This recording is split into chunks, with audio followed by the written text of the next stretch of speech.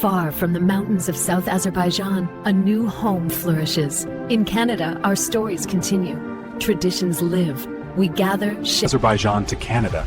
Together we tell our story. Join the Canadian Society of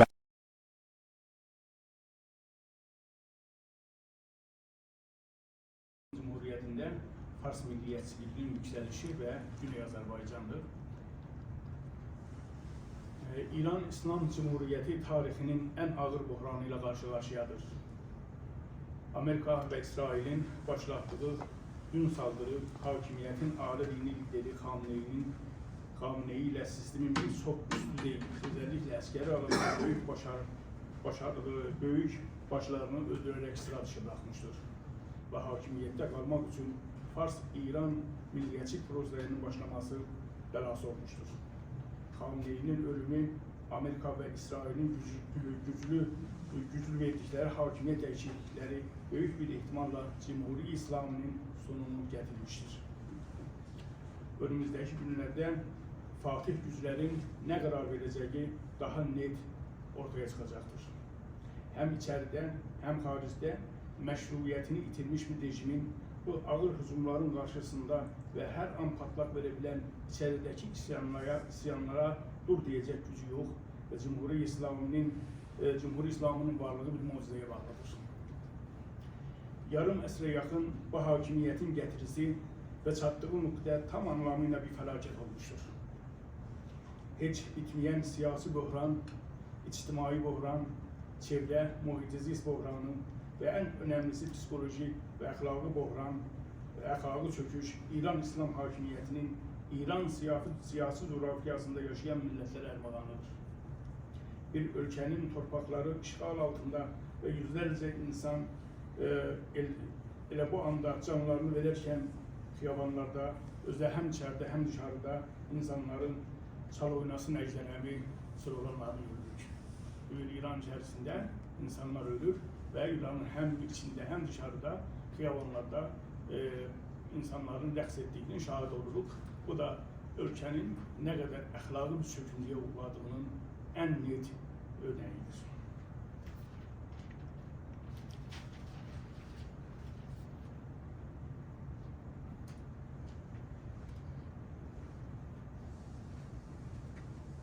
İçeride 2 ay önce başlayan isyanlar minlerle insanın cenazesinin xiyabanlara yan yana düzerek nümayiş ettiren hakimiyetin ne kadar acımasız ve gaddar olduğunun göstergesi olmuştur. Hakimiyet insanları xiyabanlarda öldürerek topluma gözdağı vererek gövde gösterisi yapmaktaydı.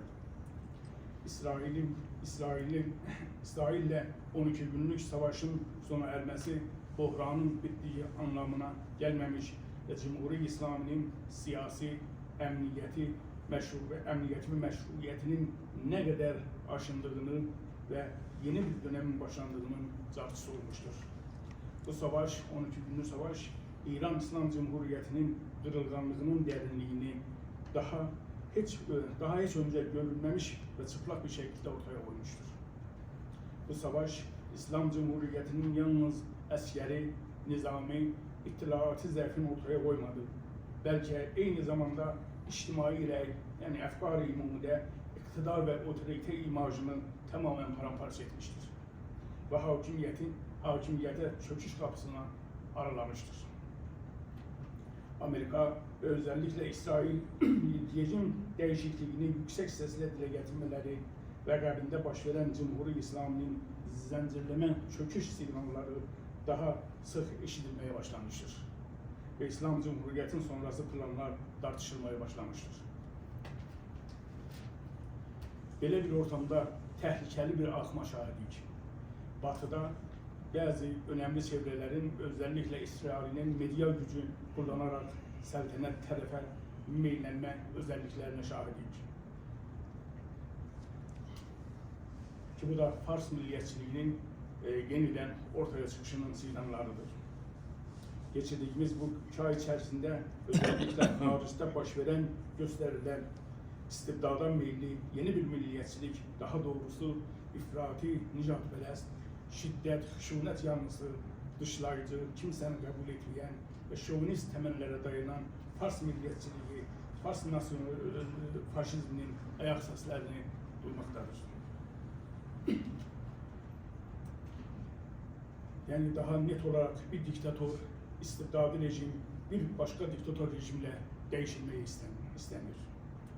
Faşist milliyetçilik ümumiyyətlə özelliklerini vurgulamak, cereyan eden bakıma ne kadar sidq ettiğini, etmediğini görmek için faşizmin nedir, faşist milliyetçiliğin nedir, kısaca bir özelliklerini vurgulamak zorundayız.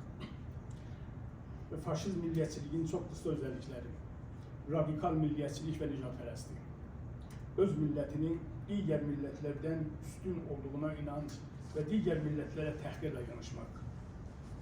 Ma Arya'yı hastayım, Arap'ın perestiyim sloganları aylardır hem içeride hem dışarıda önceden de eşitmişik. Hemeşmigen dest-i Xuda, her şey belast az Arabast. Veya Sedai er nemiyat, Türkçe sedaşger nemiyat. Bunlar tam anlamıyla İran içerisinde verilen şuarlardır ve bu da ne kadar radikal ve nicatperest bir milliyetçiliğin geliştiğinin bir göstergesidir. Totaliter devlet anlayışı, bir millet, bir bayrak, bir rehber. Bunu da gene bütün bu itirazlar ardında ve özellikle dışarıda topluma impoze edilen bir anlayıştır. Rehberi övmek, sitayiş etmek, şahsiyetperestlik. Kuruluşun mezarı üstünde yapılanlar veya Rıza Şah, Ruhet Şah, Cavit Şah sloganları da yeniden bu rehberi övmek ve yeni bir rehber ortaya çıkartmanın da göstergesidir. Şiddete, hışunete meyil. Siyasi muhalifleri her vesileyle bastırmak, susturmak, fiziki hamleden tutup sövüş eder. En başka bir bu faşizm milliyetçiliğin özelliği dışlayıcılık, bütünleyicilik olmaktır. Karşıdaki cereyanları düşman görerek ve dışlamak ve sıradan çıkartmak. Örneğin Merber Sefasit, Molla Çepi Mücahit ya İran'da olan başka milliyetlere Pan-Türk, Pan-Arap, Tezgiyet-Arap damgası vurarak bunları bu cereyanda şerik olmalarına önlemek. Antidemokrasi. Tabi geçen suikastımızda saydığımız özellikler, mefhumlar gösterdi ki bu zihniyet tamamıyla antidemokrasidir ve bu antidemokrasi olmak demek olur ki ezheler mine şemsdir. En başka bir özelliği bu sistemin propaganda vasıtasıyla kitleleri, toplumu seferber etmek. Bir başka özellik milli simvolları kullanarak mesela perçem, perçem şirokoşi, İngilab şirokoşi insanları sürekli daima heyecan ve kontrol altında tutmak. Başka bir özellik eski figürleri ve eski rejimin şahsiyetlerini efsaneleştirerek otlaştırmak. Kuruş, peder mast, İran vətən mast. Rıza Şah, Ruhet Şah, Cavit Şah. Bu sloganları topluma impoze edir ve demek ki eski figürlerden bir bir sembol yaratmaya çalışır. Bu bağlamda bugünkü mevzumuz kısaca bir neçə başlık altında ele alacağıq.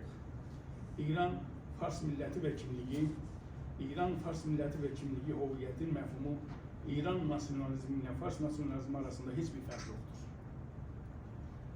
Sebebi ise bu milliyetçilik mefhudesi vatandaşlık, medeni çoğunluk, milliyetçilik üzerinde değil, etnik, nicatperest, özellikle nicat-ı ariyaya dayalı milli zihniyetlik üzerinde kurulmuştur.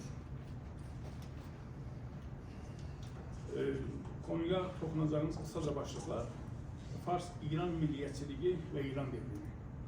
İran siyasi coğrafyasında etnik, Fars olmayan kimliklerin durumu, Azerbaycan'da baş veren olaylar, gedişat ve Azerbaycan'ın bu olaylara tepkisi zamanımız elbette yeterse. Nasyonalizm mefhumu yeni ve modern bir mefhumdur. Avrupa Rönesans devrimi kilisanın güç ve iktidarını zayıflederek düşünce ve kültürel alanda milliyetçiliğin ortaya çıkışına zemin yaratmıştır. Ve milli kimliklerin dişlenmesine, devlet millet olgusunun anlayışının feodal yapı ve kilisanın yerine oturtmaya çalışmıştır. Rönesans devrimiyle başlayan bu kültürel süreç sonunda modern millet devlet yapısını şekillendirmiştir. Bu arkasıza gelen bir asır sonra Fransız devrimiyle genişlemeye başlamıştır. Bu yeni fikirler Qacar döneminde Meşrute devriminden önce özellikle Azerbaycan Türkleri tarafından İran siyasi coğrafyasına yol takmıştır. Kanun hakimiyeti, azadlık, istibdat sistemini sorguya çekmek, meşrute ülkenin siyaset edebiyatına girmiştir. Bunların yanı sıra ülkenin geriye kalma sebepleri üzerinde durulmuş belli çevreler, özellikle İngiliz'in dehaletiyle ülkenin geriye kalma sebeplerini iki amile bağlamıştır. Ərəb, İslam ve Türk.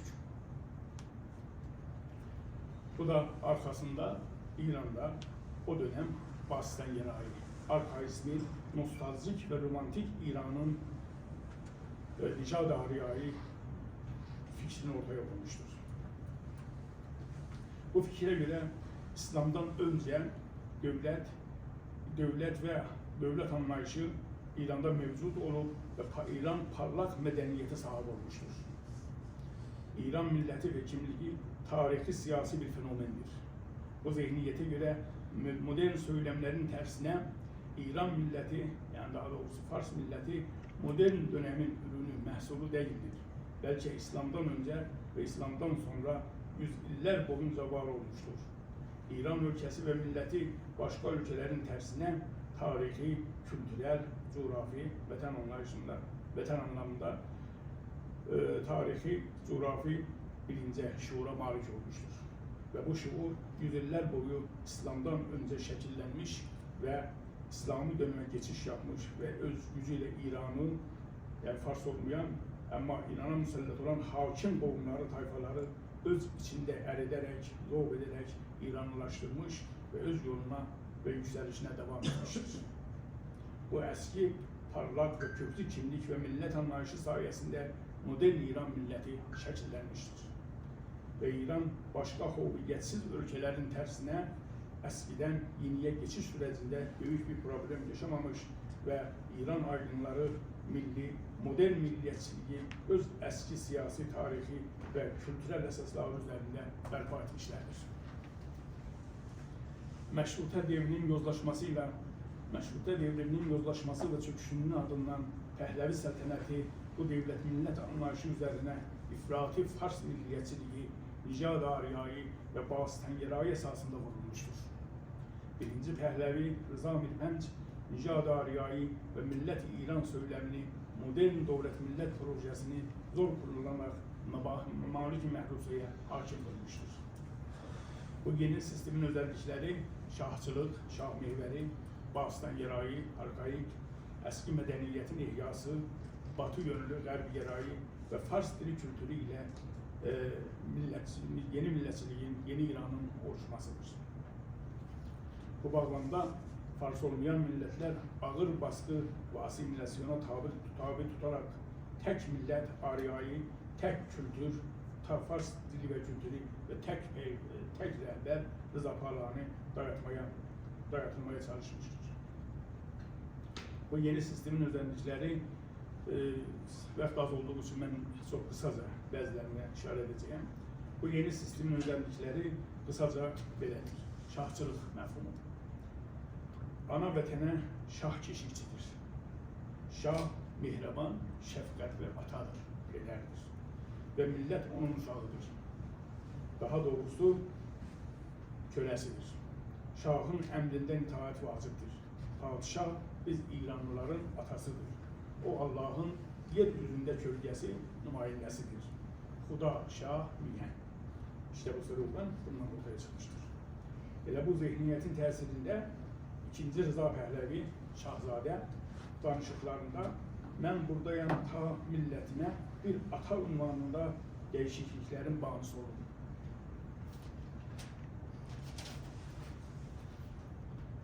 Mənə ən yaxın, ən yaxşı ünvan ləqəb elə milletimin verdiği ata, Peter sözüdür. Ata olmak için hiçbir ünvana, məqama ihtiyacım yoktur demiştir. İkinci özellik Fars dili. Birinci Pehlevi döneminde vahid hüviyet yaratmak ve birleştirici unsur olarak ortak ve tek bir dil oluşturması olmuştur. Bu nedenle ortak ve resmi dil insanı için çok büyük ve temel unsur haline gelmiştir. Bu bağlamda yine Fars dilinin tarihi ve birleştirici rolü Firdevsi, Fars şiiri ve edebi odak noktası olmuş ve Fars dili dışındaki diller gayrimilli, muhacim, değersiz, badiyenişin, vahşi dil, muhavere diller olarak değersizleştirilmiş ve zararsızlaştırılmıştır. Bu bağlamda değilen zatlar, eğer eski İran ve yeni İran arasında bir köprü ve bağ olacaksa ancak o Fars dilidir. Ve başka yani yeni değil. Ana vateni koruyan iki önemli faktörlerden biri Şah, ikincisi Fars dilidir. Ki ezelden beri bu ikisi bir olmuştur ve ikizdirler. Birinci Pehlevi döneminde temel atılan bu siyaset, ikinci Pehlevi Mehmet Rıza döneminde şiddetle devam etmiştir. Mehmet Rıza öz meşruiyetini İran'ın qədim Şah hanedanına bağlayırdı. Pehlevi soyadı da elə buradan ortaya çıkmıştır. Ey büyük kuruluş, büyük şah, şahların şahı, Həqaməniş şahı, İran zəmin şahı, Pers şahı, mən şahların şahı ve benim milletim tarafından sana selam olsun. İran tarihinin bu görkemli Başıku Hanı'nda ben ve bütün İranlılar 2500 yıl önce senin elinle kurulduğu, senin mezarının başında baş eğdik. Kuruş, biz bugün senin mezarının başına toplaşıp ve sana deyirik. Kuruş, huzur içinde yat. Çünkü biz ayrılık ve senin şanlı ve gurur verici mirasının keşfinde her zaman ayık kalacak. Böylelikle Pehlevi Hanedanı'nın yarım əsri aşan 53 yıl bu siyaseti devam etmiş ve İran siyasi coğrafyasında olan gayri-Fars milletleri ağır asimilasyaya tabi tutmuştur. Fars olmayan milletler her alanda hüviyet, dil, coğrafya, tarih anlayışı ve ana dili, tarih anlayışı ve ana dilini zor izler bırakmıştır. Ve İran millet kimliğini Fars dili kimliği üzerinde bu milletlere dayatmıştır. Ve kurumsallaştırmıştır. Bu Şum zihniyetin tohumu bu coğrafyada ekilmiş ve miras bırakılmıştır.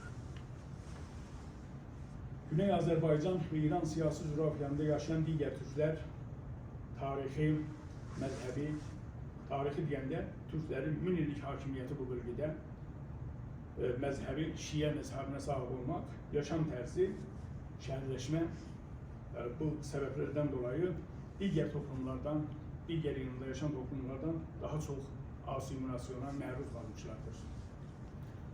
Ayrıca bu gayri insani, zalim ve korkunç sistemin ortaya çıkışında ve kurumsallaşmasında önemli rol oynamışlardır. Azerbaycanlı Fethəli Axundovdan bir örnek vererek sözüme devam edelim. Azerbaycan Türkleri, aydınları bu romantik nasyonalizme necə heyran olduklarını Fethəli Axundovun sözlerinde görmek mümkündür. Axundov deyir, görünüşte Türk olabilirim ama soyum, icadım Perslerdendir. Biz Perslerin oğladıyız ve Perslere bağlılık ve təəssüb bizim görevimizdir. Ciğerim, ürəyim yandığı İran, Şiumers, Cəmşid, Xisrov Pərviz dönemindeki o əzəmət, o böyüklük, o saadət harda qaldı?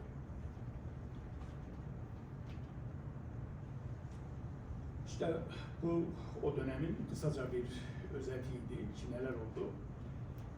İran İslam devrimi Pehlevi hakimiyetine son vererek yeni ve farklı bir dönemin başlangıcını vaat etmiştir. İslam hakimiyeti tespit olduktan sonra siyasi, içtimai ve kültürel alanlarda büyük değişiklikler meydana gelmiştir. Bu değişikliklerin en önemlisi milli kimliğin temel unsuru olan Fars milliyetçiliği yerini İslami bir huviyetle değişmiştir. Bu yeni söylem hakimiyetin bütün organlarında anayasa, Kurucular Şurası, meclis, devrim keşifçileri, spahpaslarla ve kültürel alanda galip söyleyen haline gelmiştir. Eski hakimiyete mensup bütün sembollar ve ideolojik düşünceler tağut damgası yiyerek hasp olmuş ve sıradan çıkmıştır.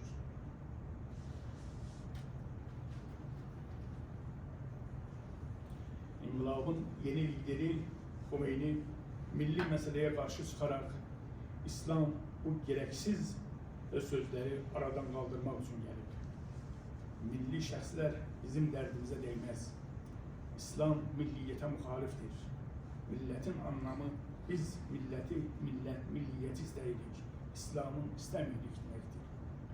O gede Mehmet Rıza'nı kastedilir. O gede ülke dışında demiştir. Ben ilk önce İranlıyam, milliyem. İkinci yine de İranlıyam. Üçüncü İslam. Biz ne kadar o milletten sille yedik. Bunlar gelip defolsunlar. Bu soy, yani Nijad oyunları ki İslam geldi bunların üzerine kırmızı kalem çizdi. İnne ekremekum indillah etkakum. Türk, Fars yoktur. Arap, Ecem yoktur. İslam dayanaktır. Nijad irticai bir söylemdir demiştir.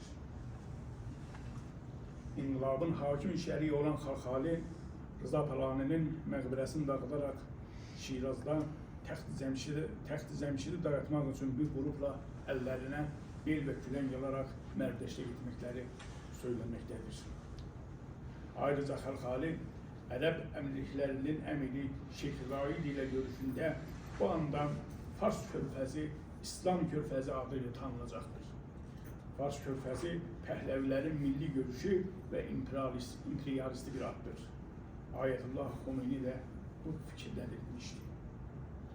Ayrıca Khomeini İran bayrağı Əslan Günəş Şiro Xurşidi səltənət bayrağı olarak kaldırılmasına emretmiştir. İran bayrağı şahınşahlıq bayrağı olmalıdır. Bu simbol bayraktan kaldırılmalıdır demiştir. Khomeini Basitəngərai düşünceye karşı çıkarak bunlar vərəqi döndərib Peyğəmbərdən önceki döneme dönmek istəyirlər.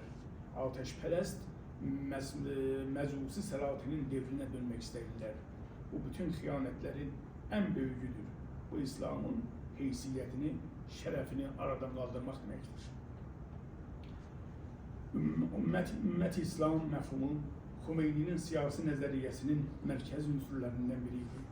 O, İslam dünyasının ideal formatını ümmet-i İslam çerçevesinde gördü. Khomeini'ye göre ümmetin teşkili için etnik, kabile, nijad, renk, dil, fərqliliği gözetmeden itikadi birlik, kardeşlik esası şart olmalıdır değildi.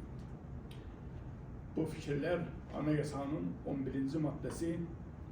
11. maddesinde inne haza ummetekum ummehu vahide ayesine dayanarak bütün Müslümanlar bir ümmettir ve İran İslam Cumhuriyeti'nin ana siyaseti millet İslam arasında birlik yaratmak, siyasi, ekonomik, kültürel birliği sağlamaktır. Ayrıca anayasanın 19. ve 15. maddelerine göre İran İslam hudutları içerisinde yaşayan bütün vatandaşlar kavm, kabile, renk, nijad, dil fərqliklerine bakmayarak beraber hukuka malikdirler ve bu meyiller hiçbir hukuka ayrıcalığa, imtiyaza imkan vermeyecektir ve bu da kanunlu şekilde tespit olacaktır. Ayrıca 15. maddede resmi ve ortak dil Fars dili təyin ederek Fars diliyle yanaşı məhəlli ve qovmi dillerin mətbuatda, medyada, kütləvi rəsanələrdə işlədilməsi, ayrıca Fars diliyle yanaşı mədrəsələrdə qovmi dillerin ədəbiyyatının tədris olunması azad ve muzad sayılır. Anayasanın önemli figurlarından olan Məhəmməd Behişti məclisdə devlet qeyri-Fars dillerin məktəblərdə okunmasında məsuliyyət taşır ve bunun için gereken bütün imkanları sağlamalıdır demiştir. İranla Irak arasında baş veren 8 illik savaşta içtimai rey, efkar-ı umumi ve askerlerin ruhiyesini besit ve tehyic etmek için istifade olunan galip söylemler ve simvoller vatanseverlik duygularından çok İslam, Şia sembollarına dayanırdı. Bu semboller ve sloganlar savaşı hak ile batıl, küfr ile iman ve mukaddes bir savaş olarak kaleme verildi. Ve bu çerçevede şehadet anlamı İmam Hüseyin'in şehadeti rivayetleri ön plana çıktı. İran'ın geçirdiği bütün emeliyatların adları mezhebi ve dini ünvanlar taşırdı. Savaşın amacı vatani savunmaktan çok İslam'ı savunmak ve isarette olan Kerbela ile Kuds'u azad etmekti. Benim zamanım ne de olsa hemen bekleyersin. Onunla Savaştan sonra hakimiyetin içinde rekabetler farklı kolların sağ, sol, reformcu, isilgara, hatta liberal İslami qəraətlərin ortaya çıkışına sebep olmuştur. Ve en önemlisi Pehlevilerden miras kalan Şum Fars milliyetçiliği yavaş yavaş yeniden siyasi, kültürel sahnede baş göstermeye başlamıştır. Fars milliyetçiliğine yönelmenin ve Fars milliyetçiliğinin yükselişine iki önemli faktör oynamıştır. Bu iki etken, bu iki amil aslında birbiriyle çatışan faktörler idi. Ve bu da İran'daki siyasi karmaşanın ve karşılığın ortada olmasından ibaret idi. Toplumda aşırı ifrati hadde mezhebe vurgu yapmak ve milliyetçiliği danmak Fars toplumunda ön yargıya, milli təəssübü tahrik etmiştir. Öte yandan iktidar öz meşruiyetini sağlamak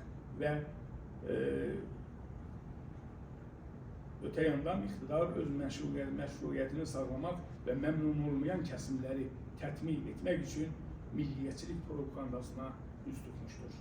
Bu iki faktör milliyetçilik fikrinin toplumda yaygınlaşmasına yol açmıştır. Bu da aşırı milliyetçi kesimi, səltənət tərəfləri, Rıza Pəhləvi kimi teyflərin baş verən itirazların mənimsəmələrine və bu hərəkətlərə sahib çıxmalarına neden olmuştur. Cumhuri İslam'da değişikliklerin ilk signalı hakimiyetin ikinci adamı olan sazendegi Merdi Bohran, Ayetullah Sabur, Ali Cenab-ı Sorxuş ve en güçlü figür olan Rafsanjani'nin Cumhurbaşkanlığı döneminde baş vermiştir. Rafsanjani bir ilk olarak Təxtizəmişli ziyaret etmiş ve orada çok heyrətamiz, şaşırtıcıdır. Təxtizəmişli eserlerini görende insanda milli gurur hissi yaranır demişti. Ayrıca Kuruş'un adının Kur'an'da izzetle ve hürmetle geçtiğini ve o ad Zülqarneyn olduğunu vurgulamıştır. Rafsanjani milliyetçilik ve İslamcılığı ülkenin hazinesi ve serveti olarak hesap edir ve milliyetçilik hürriyesinin zayıflaması farklı etnik yapıya sahip olan ülkenin tehlikeye ve çöküşe sürükleyeceği kanaatindeydik. Onun için Fars milliyetçiliğin ön plana çıkmasından yanaydı. Hatemi döneminde siyasi reform ön plana çıkarak nisbi azadlık, siyasi ve kültürel alanlarda canlanma başlanmıştır. Bu dönem Merkez-i Mutalaat-ı Milli, hansı ki Fars milliyetçi grupların yeri olmuştur. Bu merkezin ana hedefi öz dediklerine göre yararların istiklalını çürütmek ve insanlara qovmi təhdidləri anlatmalıdır. Bu merkezin figurlarından Hamid Ahmedi Qom ve Qomiyetgərayı der İran adlı eserinde İran milli kimliğinin esil ve istisnai bir kimlik olduğunu vurgulamış ve İran'ın özel ve taysız bir medeniyete sahip olduğunu söylemiştir. O gayri-Fars milletlerin kimliklerini, ariyeti ve aynı huviyeti taşıyan diğer ülkelerin cehli ve esaletten yoksun olduklarını söylemiştir. O, Fars olmayan milletlerin istek ve hareketlerini İran aleyhine totea olarak görüldü və bu hərəkətləri güc vasitəsilə bastırmağından yana idi. Xatəmi Nizam-ı Cumhuri İslami İslami'də ey İran dili, sadəcə İran demək kəfayət etməz. Onu əməldə göstərməliyik. Mən o İslamdan danışıram ki, İrana hörmətlə yaşanır və İrana öncəlik verir demişdir. Xatəminin seçim dönemində yayılan videolarında Türk millətinə etdiyi cəsarət Azərbaycanda böyük təpki yaratmış və özellikle Təbriz və Tehran üniversitelərində etirazlara səbəb olmuşdur. Amma Xatəmi bunların yanı sıra bir şəhər şurasında görüşmələrində ən mətlub yaxşı hökumət sistemi federal idarə etmə sistemidir demişdir. Bu da İranda böyük təpkilərə səbəb olmuşdur. Və ən sərt təpki Cumhuri İslam'da meydan görən, açıq və eşit şəkildə himayət altında olan Seyyid Cəvadi Təbatəbai Təbrizdən gəlmişdir. O, Xatəmiyə ölkənin ali mənfəətlərini, qrup mənfəətlərinə qurban vermədiyini söyləmiş və Xatəmiyə belə sözlərin necə fisad törədəcəyindən qafil olduğunu beyan etmişdir. Və belə sözlərin onun həddində olmadığını və sözlərinin geri almasını istəmişdir.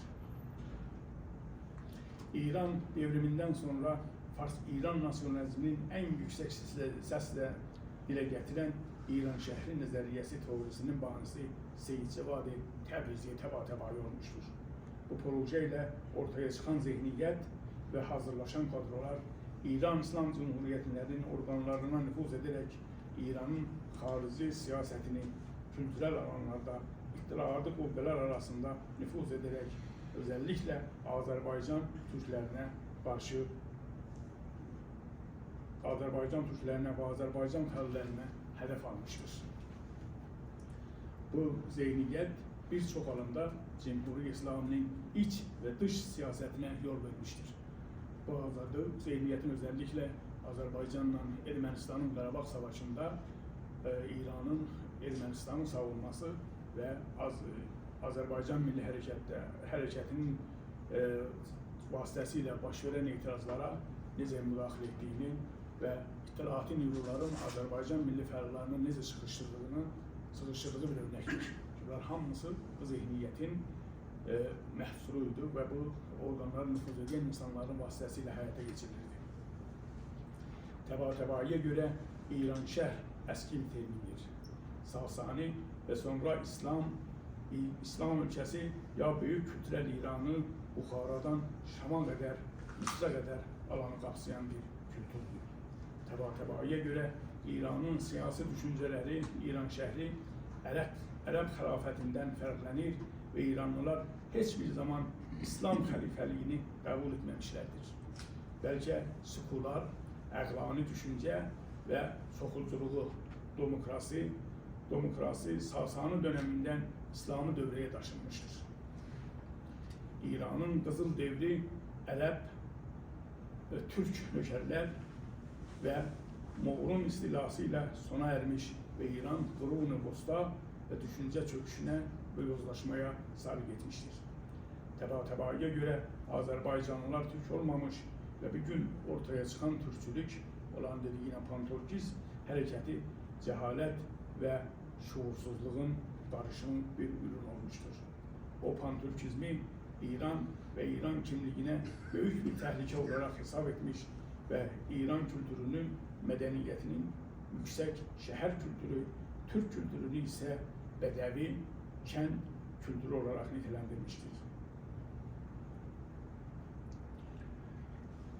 Təbatəbai adında Seyyid keliməsinin və Azərbaycanın Türk olduğunu inkar ederek bir danışımında Türk və Ərəblərdən nifrət ettiğini beyan etmiştir.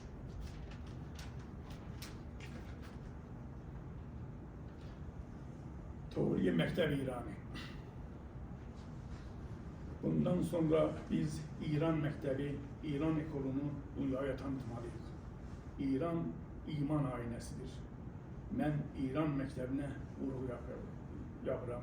İslam hakimiyyəti İslam məktəbi çeşitli və qarmaşıq bir qavramdır. Həqiqət, iman, İslam İran məktəbində təcəlli etmişdir. İran kəlməsi zikridir. Həm Allah, həm insan, hər ikisi İranda yüksəlmişdir. Bu sözlər Cumhurbaşkanı Əhməd Nicadının beyin babası olan Rəhim Məşariyə aiddir. İran məktəbi, İslam məktəbi ilə yer dəyişməsi Əhməd-i-Nicad Cumhurbaşkanı dönemində baş vermiştir. Əhməd-i-Nicad mənşur kuruş layihəsini ölkəyə gətirərək nümayiş etdirmişdir. O deyir, kuruş adının yasal olduğu bir dönemdə biz onu ölkəyə gətirdik. Kuruşu siləcək, kuruş silinəcək, həsb olunacaq bir şəxsiyyət deyil. Necə ki, İran milləti tarixdən, coğrafyadan silinəcək deyil. Bir iddə çalışır, bu parlaq tarixi özellikle kuruluşun ölüm adını silsinler. Ama buna nail olabilmeyecekler. Bu dövrede yavaş yavaş 7 Aban kuruluş günü olarak adlanır ve insanlar o gün Taxt-ı Cəmşidə, Basargada yığışarak milli ve nicadi sloganlar atarak Fars milletinin kimliğinin ve üstün olduğunu göstermişler. Örneğin kuruş peder etmez. Herkes ne halkı kuruş, ne Gazze, ne Nurlan, canen feda İran, Rıza Şah, Ruhet Şah ve Cavit Şah. Bu sloganların, orada atılan sloganların birisidir. Evvel İran, sonra İslam. Eyni Mehmet Rıza Şah'ın biri kimi, Khomeini diyor, gede değil de evvel İran, ikinci İran. Evvel İran, sonra İslam. Bu sözler Cumhuriyet İslam'ın en faşist Cumhurbaşkanı Ruhani'ye aittir. Faal Pan-İranist Peyman Arif videoları internette vardır, görebilirsiniz. Peyman Arif'in bir danışığının. Faal Pan-İranist Peyman Arif eski milletvekili Mənsur Həqiqətpurdan nəql qol edərək Milli Əmniyyət Şurasının cəlsələrinin birində İranın mühtemel Kuzey Azerbaycan'ın işgal etme mevzusuna Ruhani təhqir edici bir üslubla bizim İran'da yeteri kadar eşek var. İndi 8 milyon eşeği onlara artırmak niyetimiz yoktur demişti.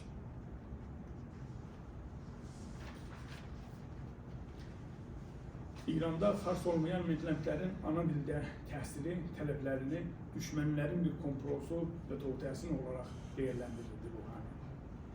Məhəlli dil təhsilinin yanlış biçimdə milli dil təhsildə olaraq yorumlanmasına izin verilməyəcəyini söyləmiş. Ruhani'nin Amuzpərveriş Eğitim Bakanı Nicadpərəstanə və şovinisti bir açıklamada Fars öğrenimi ve konuşması rejimin kırmızı çizgisi olarak nitelendirilmiştir. Fars olmayan bölgelerde ana dilde eğitim çok tehlikeli olduğunu ve yasaklanmasını istemiştir. Ruhani döneminde Fars olmayan bölgelerde özellikle Azerbaycan'da Fars yetersizlik testi hayata geçirilmiştir. Ayrıca Ruhani Farabi Cəşnamarəsində yukarıda qeyd ettiğimiz İran şəhri nəzəriyyəsinin banisi Seyyid Cəvad-ı Təbatəbaini təqdir lohəsi ilə almışdır. Rəfsanjani döneminden başlayan yükselen Fars milliyetçiliği sadece siyasi ve kültürel alanda değil, hem de ekonomik alanda büyük bir tesir bırakmıştır. Bu bölgelerde ekonomik yatırımların ve bölgenin iktisadını bakımından kaldırılmasına büyük önem verilmiştir. Konunun en maraklı yanı İran İslam Cumhuriyeti'nin Cumhurbaşkanlarının büyük bir hissesi İran'ın merkezinde ve Fars kökenli olmasıdır. Rəfsanjani Kirmandan, Xatəmi Yazdən, Əhməd-i-Nicad Simnandan, Ruhani Simnandan, Rəisi ve Xameneinin Xorasandan olmasıdır.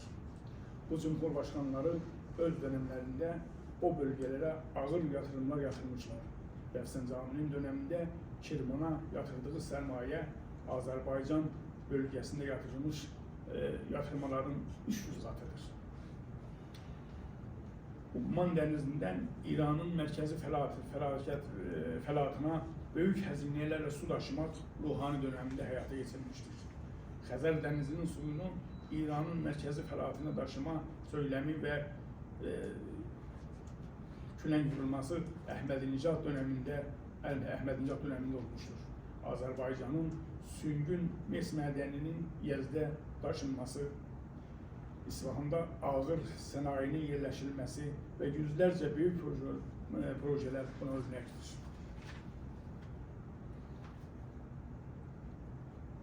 İstərsiniz, mən davam eləməyim. Qasım inşallah sorarsınız ki, Azərbaycan... Sonuçdan dövləti. Onun nurlarını oxuyun. İran siyasi coğrafiyasında bir gələnek, bir ənənə var.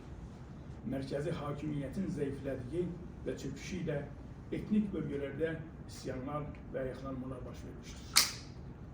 İslam devrimində də belə bir olguya şahidik. Azərbaycan, Türkmen Səhra, Xuzistan, Kürdistan olan olaylarda bu toplumlar muxtariyyət və ya bərabər hüquqlarını tələb etmişlərdir. Və bəzən bu qruplar hakimiyyətlə siyasi çatışmalara girmişlərdir. Yeni hakimiyyət özünü təsbit etdikdən sonra bu isyanlar bastırılmışdır. Özellikle 8 il İran-İraq savaşında hakimiyyət böyük ölçüdə bu millətləri qeyd etdiyimiz Ümmət İslam anlayışı adı altında bir arada toplamışdır. Savaştan sonra Fars milliyyətçiliyi ilə yanaşı digər millətlərdə də milli hisslər qabarmaya başlamışdır. Özellikle hem qovmi, hem mezhebi fərqlilik yaşayan toplumlarda bu süreç daha hızlı kazanmıştır. Örneğin Kürdistan'da, Bəlucistan'da biz silahlı çatışmalara, silahlı tokuşmalara şahit olduk. Azerbaycan, İran siyasi coğrafyasında tarihi, siyasi ve nüfus ağırlığı olarak her zaman aparıcı rol oynamıştır. Ama tarihi ve mezhebi şərtlərdən dolayı mərkəz ilə en uyum sağlayan ve tabi olan grup olmuştur. Ve bu yüzden merkezi devletin asimilasyasına yatkın olan en büyük topluluk olmuştur. Azerbaycan, İran siyasi coğrafyasında demək olar en büyük ve en güçlü həlqə ve aynı zamanda en zayıf həlqədir. En zayıf həlqə milli meselelerde öz kimliyinə yeterince sahip çıkmamasını vurgulamaq olar. Azerbaycanlılar bir neçə kimlik içerisinde ilişib qalmışlar. İranlı, Azeri, Azerbaycanlı, Türk, Şiə. Bu da Azerbaycanlıların siyasi bir vahid kimi millətləşmələrini səktəyə uğratmıştır. Azerbaycanlılar İran devriminden sonra Azerbaycanlıların İran devriminden sonra izledikleri tutumlarını özetlersek ilk hareketler Xalq Müsəlman hərəkəti ilə Şərif Mədarinin başlığında Xalq Müsəlman hərəkəti ilə ortaya çıkmıştır. Ve daha çok siyasi ve iktidar paylaşım üzerinde meydana gelmiştir. Ama savaştan sonra İran'ın içtimai siyasi muhitinde baş veren olaylar ve en önemlisi SSR'nin dağılması ve Kuzey Azerbaycan'ın istiklalı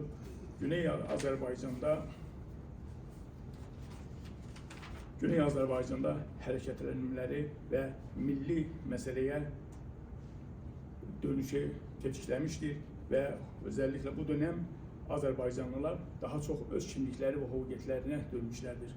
Onun için İran'da baş veren itirazlarda görürüz ki Azerbaycanlılar hiçbir zaman aktif faal olmamışlardır ve İran'da yönetimin 3-4 tane bir Abanda benzin olaylarında sonra kadın azadlık harekatında ve en bu son olaylarda Azerbaycanlılar en pasif bir durumda kalmışlar.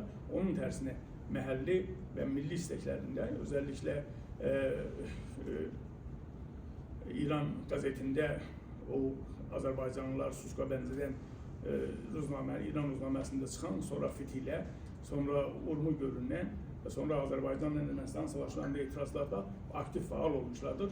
Bu da onu gösterir ki bilinçli ya bilinçsiz ama daha çok bilinçli olarak Azerbaycanlılar merkezden kaçış süreci başlamış ve Azerbaycanlılar daha çox öz kimliklərinə və öz milli dəyərlərinə dönməkdədirlər. Təbii bu da digər İranda olan millətlərlə müqayisə edəndə daha zəifdir. Çünki bu süreç daha çox mədəni bir süreçdir və Azərbaycanda digər etniklərdə, məsələn Kürdlərdə ya Bəlşularda ya hətta Əhvazlarda, Xuzustanda olduğu kimi siyasiləşməmişdir. Və siyasiləşmədiyi üçün Azərbaycanda özəlliklə milli təşkilatlar yetərincə güclənməmiş və bu təşkilatların güc sahibi olmadığı üçün bugün Azərbaycanda gördüyümüz kimi etkili bir rol oynamır və İranda olan dəyişikliklərə yetərincə ən güclü olan bir siyasi vahid olaraq göstərə bilmir. Baxın, bugün İranda baş verən, yəni görünür ki, İran artıq Cumhur İslami ya gedəcək, ya dəyişəcəkdir, ya öz içərisində dəyişəcəkdir. Və bu dəyişikliklərdə ən önəmli rol oynayan Azərbaycanlılar olmalıdır. Çünki həm nüfus baxımından, həm tarixi baxımından, həm İranda bugün kimin oynadığı siyasi olaylarda ən aparıcı qüvvələrdirlər. Umarıq ki, bu önümüzdəki günlərdə və ya gələcəkdə Azərbaycan milli hərəkəti, özəlliklə Azərbaycan təşkilatları bir araya gəlib, vahid bir səslə İranda olan dəyişikliklərdə öz ağırlıqlarını qoyub və önəmli rol oynasınlar. Hamınızdan təşəkkür edirəm. Sağ olun, var olun.